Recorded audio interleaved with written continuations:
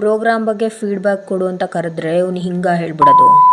ಇವತ್ತು ಬೆಳಗ್ಗೆನೇ ಎದ್ದು ಸಖತ್ತಾಗಿ ರೆಡಿಯಾಗಿ ಫಸ್ಟ್ ಡೇ ಕಾಲೇಜಿಗೆ ಅಂತ ಈ ರಶ್ ಬಸ್ ಹತ್ಕೊಂಡು CBS ಹೊರಟೆ.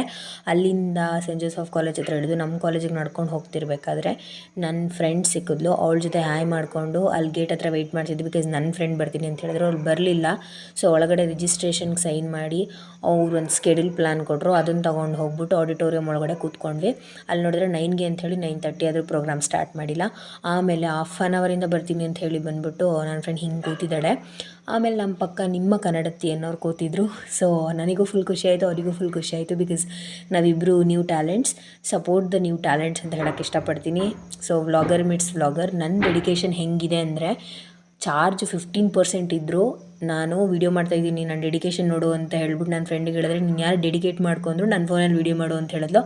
ಆಮೇಲೆ PPT ಎಲ್ಲ ಕೊಟ್ಟರು. ಬಟ್ ನನಗೆ ಇಷ್ಟ ಆಗಿರೋ ಸ್ಟೈಲ್ ಇದ್ದೇ ನೋಡಿ.